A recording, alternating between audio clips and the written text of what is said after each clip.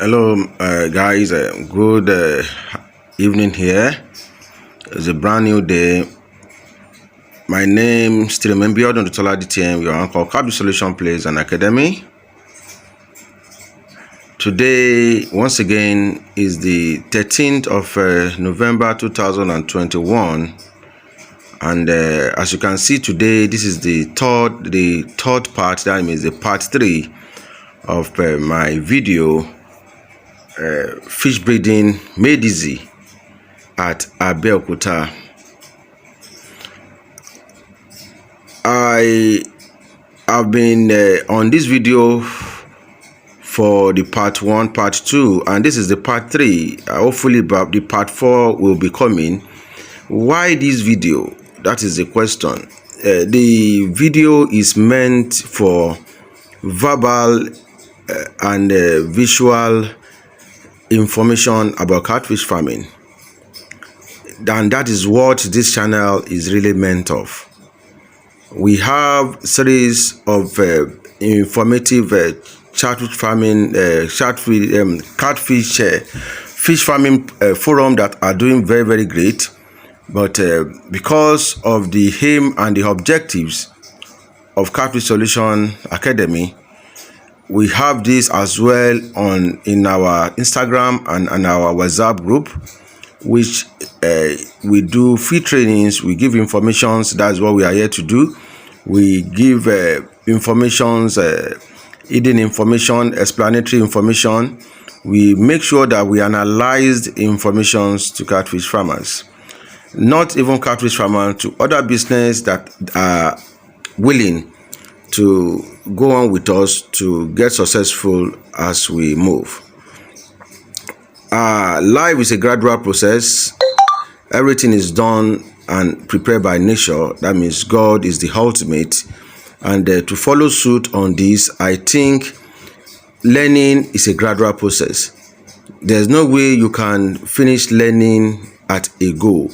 So that is why when I'm having a topic on this channel, I make sure that I give you all the hidden part of the topics.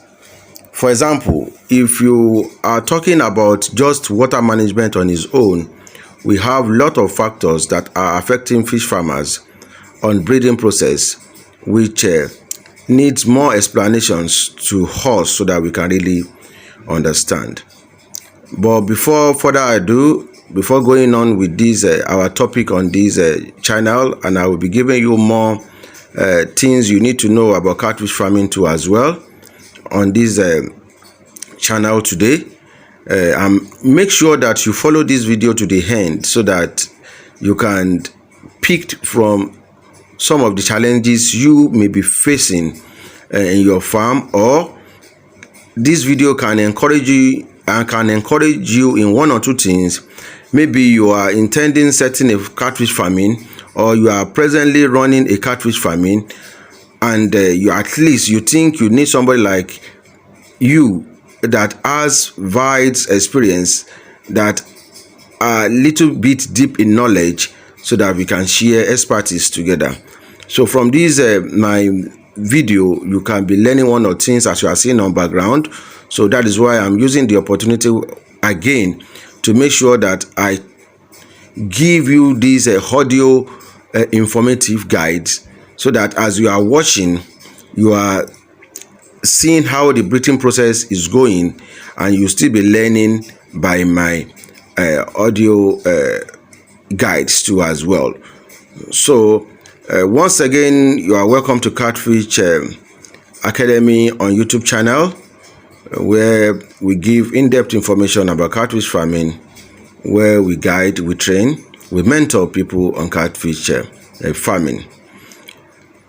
In the video that you are seeing presently, if you watch the part 1, part 2, and this is the part 3. From the part 1 is when we arrived at the farm, and we made measure of making sure that we has everything that has been running in the farm, to make sure that we test their water, to make sure that we really try to understand what may be the problem of them not really having that desired success they needed in the farm.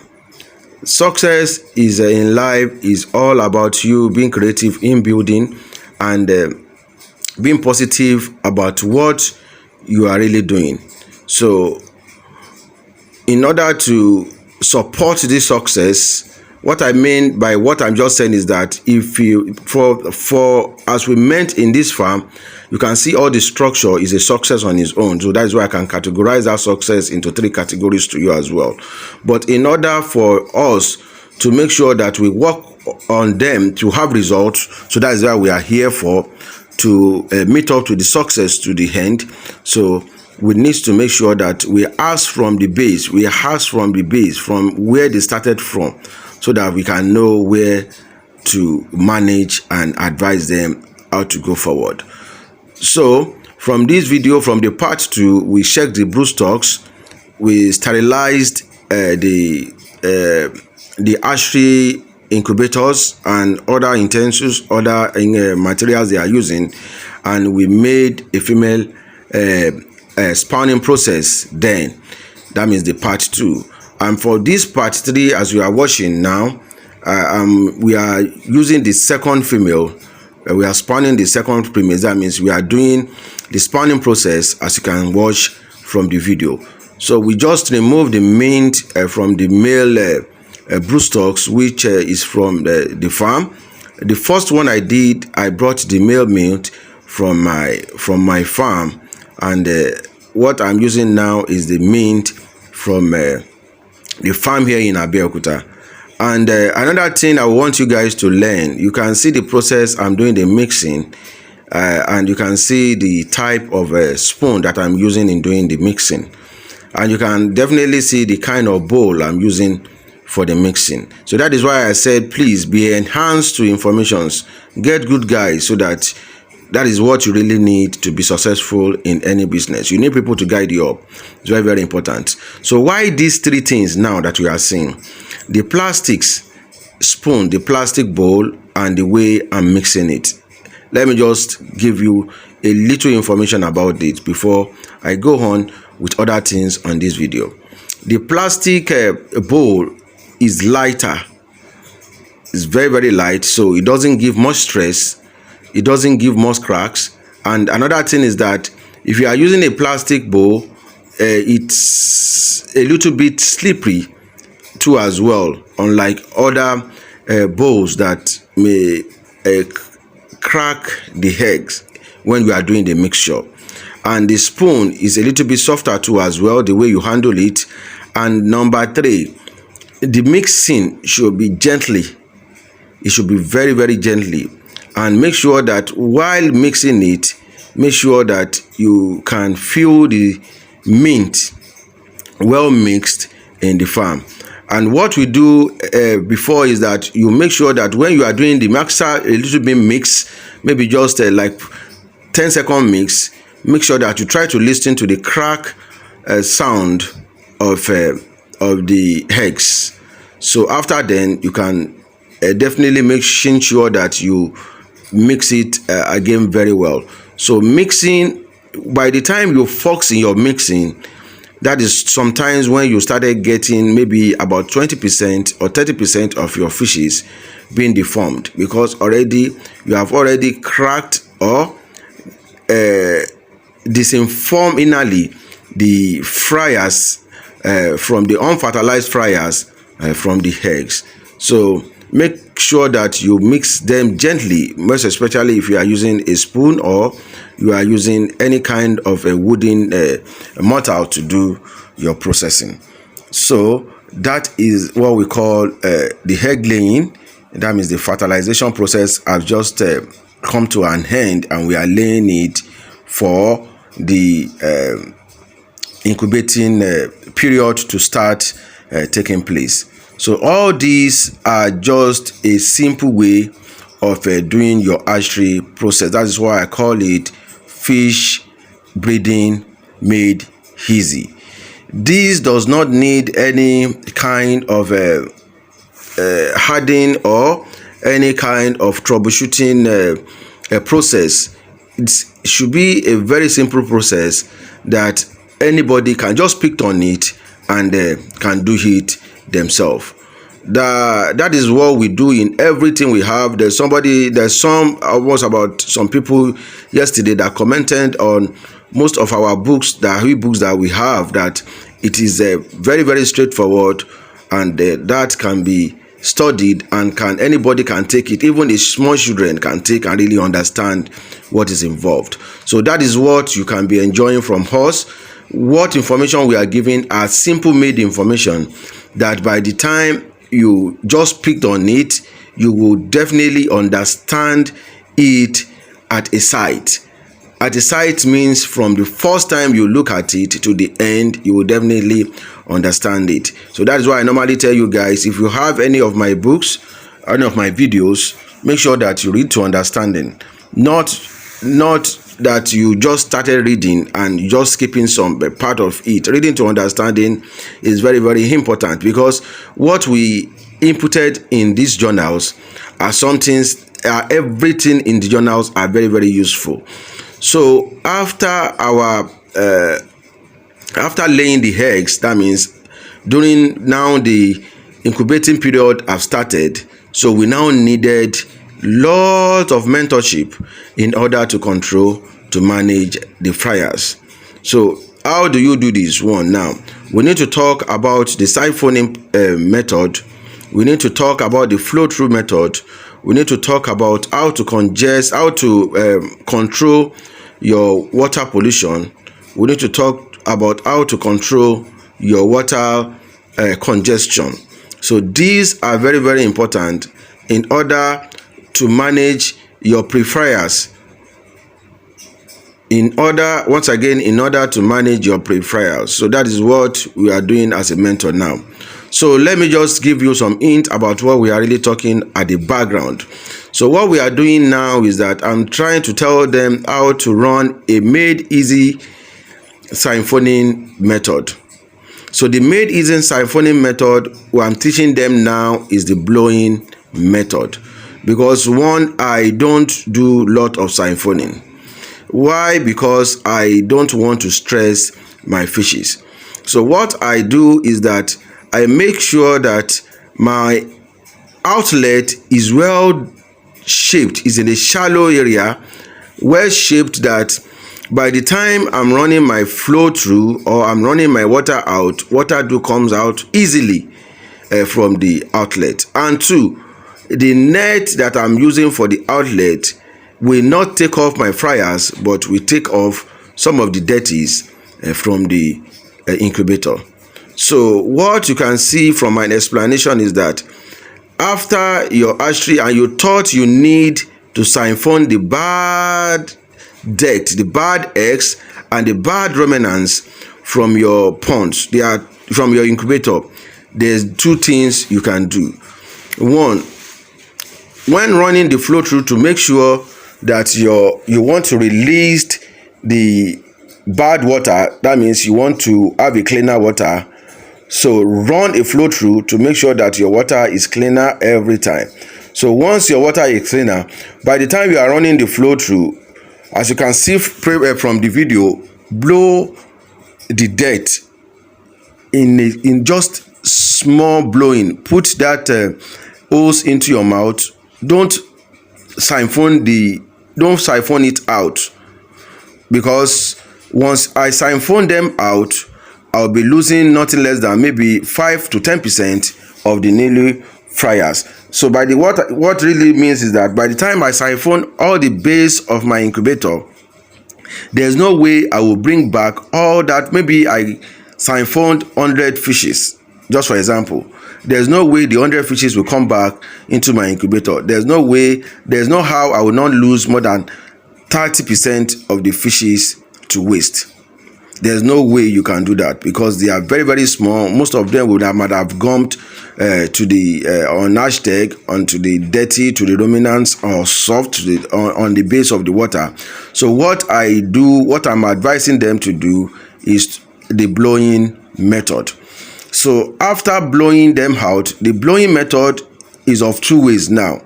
It's either you blow them to the outlet, maybe once you have a flow-through outlet. That means a easy parting outlet, which means that the net that you are putting from the outlet can allow all the dirty to come out from the ponds. So once you have that, blow all, as you are doing your flow through system, gently blow all the dirty towards the outlet so that this can escape and go through the outlet. And another method is that to make sure that once your process is going out, make sure that you blow the bad stuff into a gathered area. So gather them into a particular area and don't stop your flow through. Make sure that your flow through is going on. So by the time your flow through is going on and you are sure that your flow through has been completed, and you think you want to do siphoning, that is it. That means you still want to do your siphoning. So make sure that you do the gathering. So after doing the gathering, siphon that area out. By that time, you might have noticed that most of the fryers may have gathered into another part. And how can you do this? Make sure that you get a black nylon or a tarpaulin or any black covering object. Make sure that you put it to the part of the incubator and leave the fryers. So by the time you come back in maybe another 30 minutes or 1 hour, make sure you will now see that all the fryers may have run and gather, because they like dark area. They might run and gather into those covered part. So when they are gathered into that covered part, you will automatically siphon that dirty out with just a little bit of fryers with them. So these are just easy ways of managing your fryers. And again, the third thing you can do in this process is you can sort bait. During your sort bait, understanding your sort bait is very, very important in fries management too as well. So by the time you do your sort bait, you will discover that all those dirty will be killed. They will change to color. They can change to color brown. That means all of them will die off. So your siphoning process will be as easy as ABC. Remember, I titled this hatchery process made easy. So make sure that you enhance to this information. They are very, very important. These are scarce information that we don't really get from everywhere. So, but this information can be gotten from a practical experience, and more creative people that can do it. By the time you practice this, you practice the other one, you practice like 15 or 20 kind of a thing. You will try to get one that is a little bit easier. Those that are a little bit easier is the one I'm pointing out for you. And this is what you now do. After a week of your hatchery,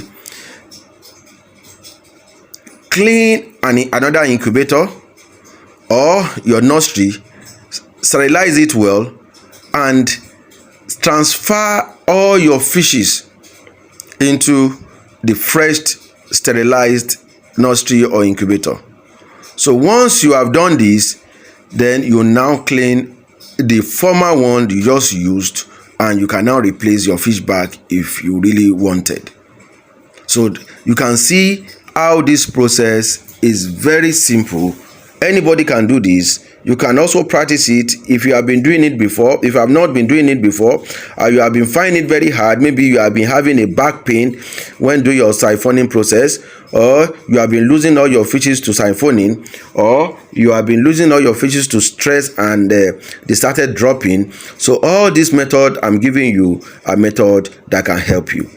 And if you think this method is helping you, what you need to do for us is that in order to encourage us to do more, make sure that you click on the subscription button that you are watching from this screen now. You can see a little subscription button which is well customized by our name from the right side of your screen.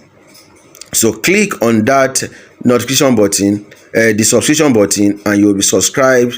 Just use your pointer to it and it will give you the subscription button, and once you subscribe to our channel automatically. So after then, what we are doing is that we are giving the kind of feed that is due for new fryers to eat when they started coming out, when you started feeding them the third day. So all this you are watching from this video, from that video that you just watched, they gave me the artemia they are using before, and I couldn't encourage that because the artemia might have been exposed.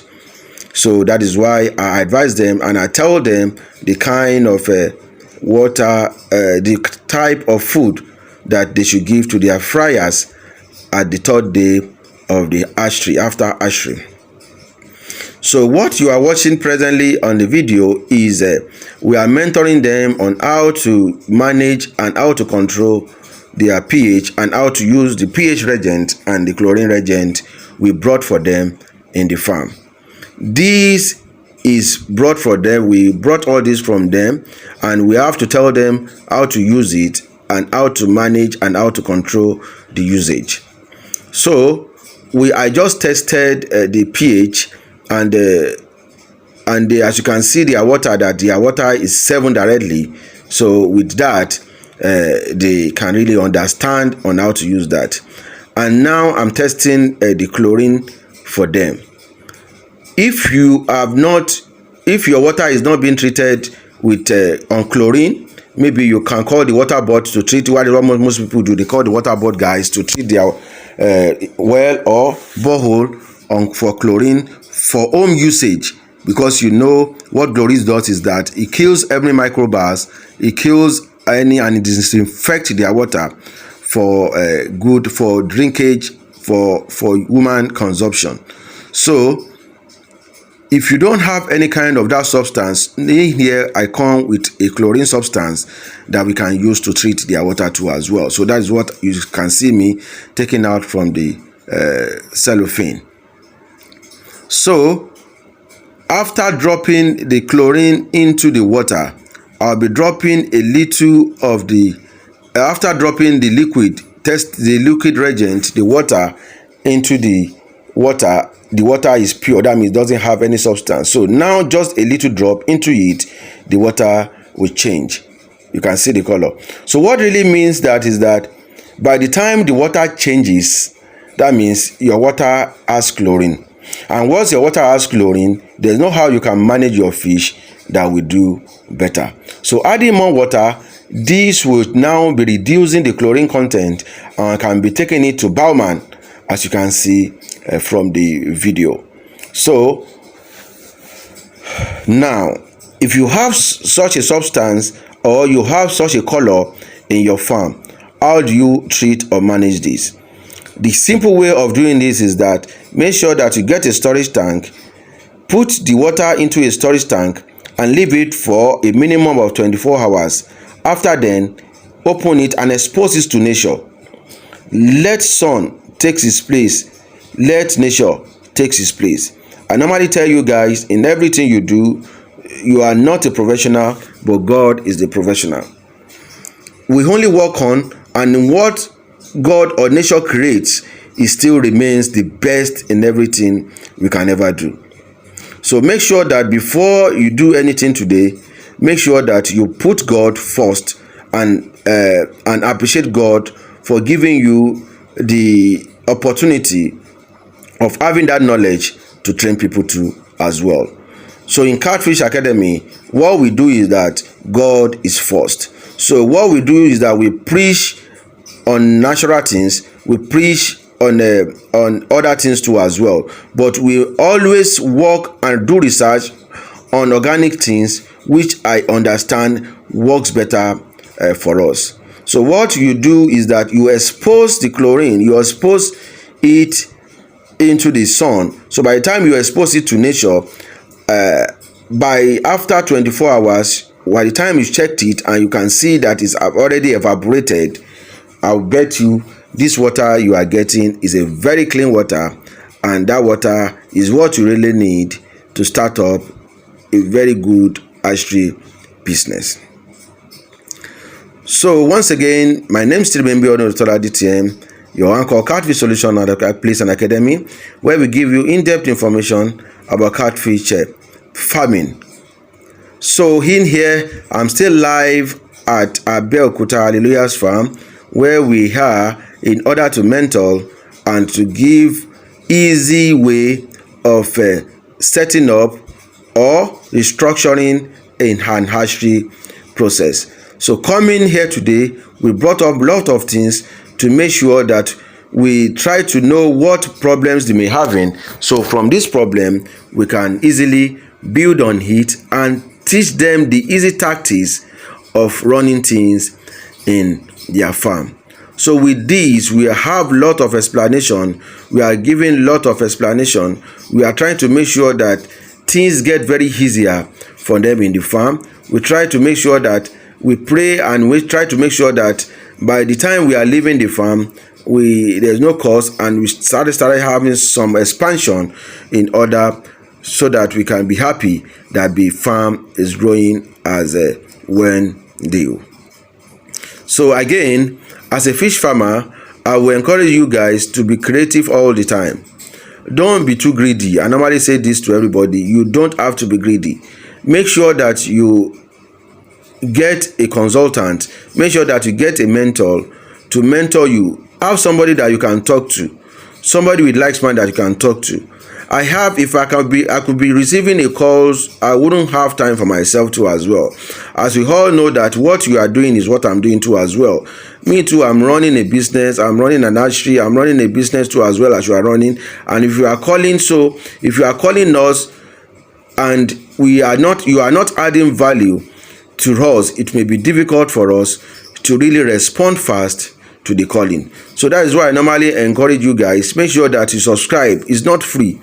Pay for our mentorship service charge. So with this, we can understand that this is value and we can give you value back. So by the time you call us on the challenges or any inquiry or any difficulties you are having in your farm, we can immediately attend to you. So with this again, we are giving lot of informations that I think is needed to grow up the farm. I'm talking about how to manage their broodstocks, the feed that they should be giving their broodstocks. For people who don't really know that by the time you want to start an hatchery business and you are keeping a broodstock, I normally tell you guys that there are fishes that are potentially made for spawning process.